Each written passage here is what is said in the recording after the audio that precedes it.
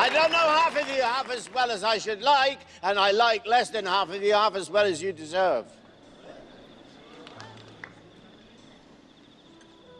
I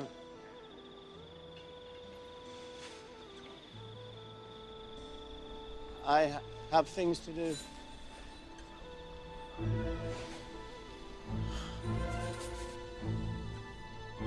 I've put this off for far too long.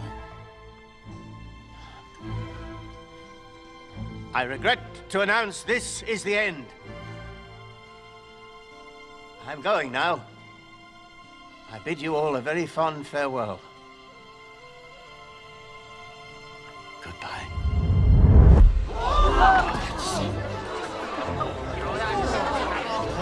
The Lord of the Rings movies perfectly encapsulated J.R.R. Tolkien's world, and has the honour of being not only one of my favourite books, but also my dad's and his dad's before him, as I'm sure many people my age have a very similar experience. The movies created the standard for epic adaptations of fantasy adventure books to screen, being a labour of love for Peter Jackson and his team.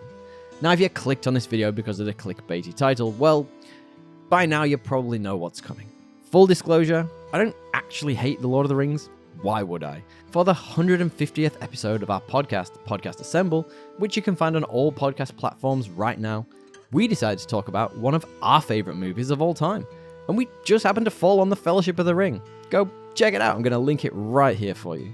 However, the franchise that is The Lord of the Rings is a totally different story, with multiple different owners of the rights in one form or another.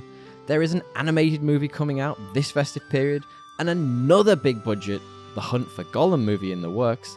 I've got to ask, will they ever just let this world lie? I can't do this, Sam. I know. It's all wrong.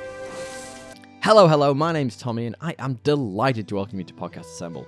And with that all in mind, it's time once again to strap my concerned citizen hat and discuss a world that might need an intervention. Here's why I hate The Lord of the Rings. Before we get deeper into Middle-earth and the dwarves, please leave us a like on this video. We all have that one friend, probably called Dave, who is consistently pushing up their glasses and chiming in, Tom Bombadil was the best part of the books, and the movies can't be perfect because they missed him out. Right. Thanks, Dave. Can you just not?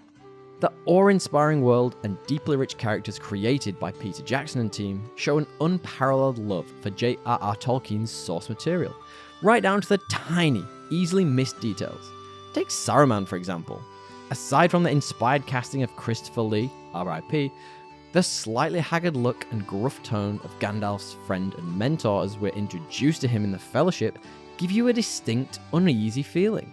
Like something in his tone just isn't right. This being just one of thousands of miniature choices which all add up to his, if somewhat hasty, reveal to being on the dark side remarkably satisfying. I mean, just look at those eyebrows, you can't teach that. Peter Jackson's Lord of the Rings trilogy takes a huge amount of source material and condenses it down to its absolute core. Stories that make it digestible to audiences. Hell, even the director's cut, which adds probably about 24 more hours to each of the features, are equally, if not more, engrossing. Now, bringing the world of The Lord of the Rings to life was no easy feat. Peter Jackson spent the better part of a decade developing the project, along with pitching and production. The use of practical effects over CGI where possible, accompanied by a nigh-on perfect Howard Shore score, try saying that 5 times fast, transports you to Middle-earth. I get it, there are some missteps. Legolas as a character is fairly one-dimensional, and where CGI is used in battles, for example, it can sometimes miss the mark. But all in all, I've got to say, Dave, I'm with Pete on this one. However, that aside, it hasn't all been smooth sailing since. In the years since The Fellowship, The Two Towers, and The Return of the King's many endings, the various owners of the rights for the franchise have attempted to take us back to Middle-earth on a number of occasions.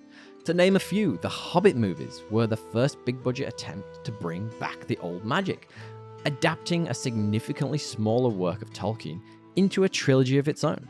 While the most expensive show of all time, The Rings of Power, was met with a, shall we say, mixed fan reaction, and the recent Gollum video game really hit rock bottom.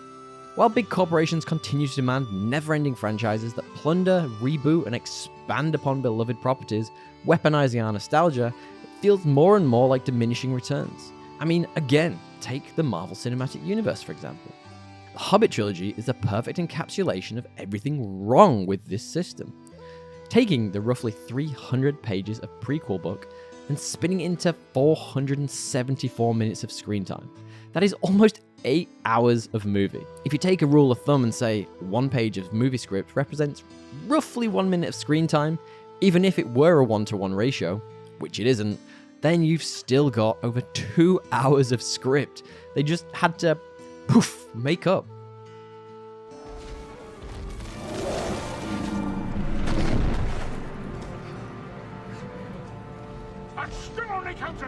For the most part, the Hobbit movies were made up of wild elaborations on offhand comments from the books, stretching out sections for all their worth, and effectively making up stuff to appeal to different audiences.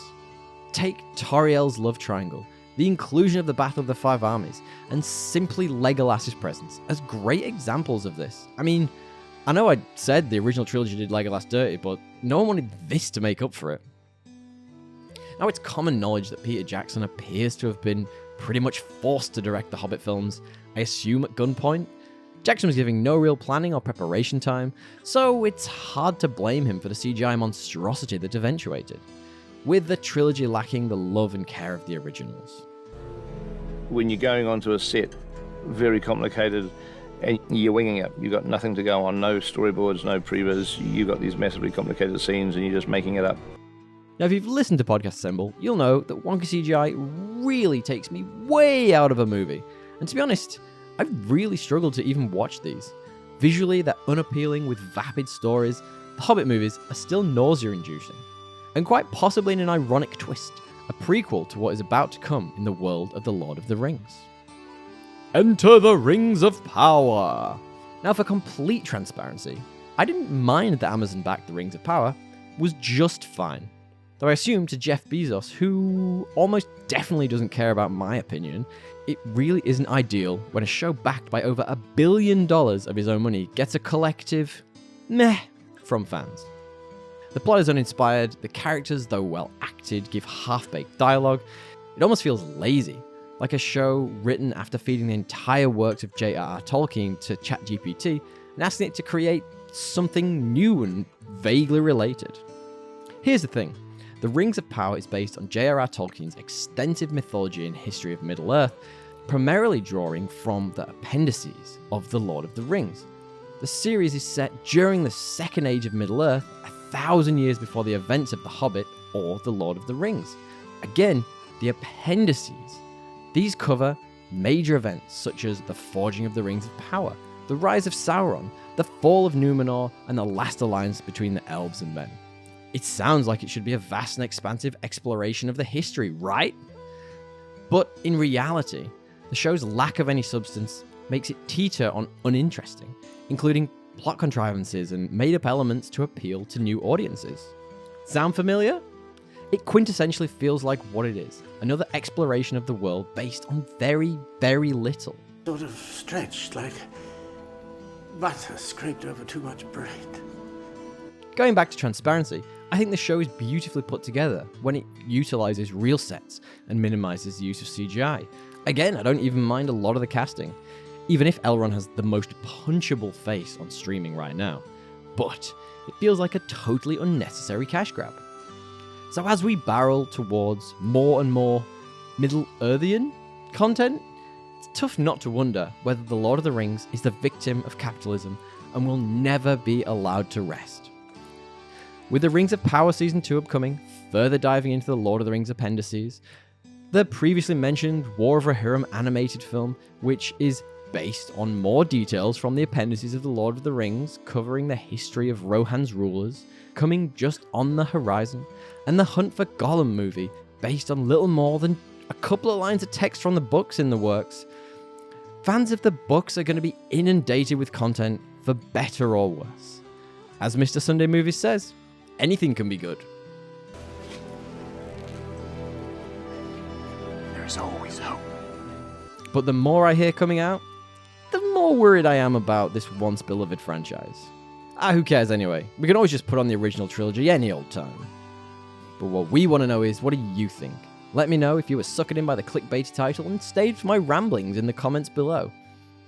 And if you like what you're hearing, feel free to give us that like and subscribe. It helps with algorithms and all that stuff. And we also have that podcast I mentioned, Podcast Assemble. We just hit 150 episodes, so why not join us? Thanks for popping by. Laters Gators.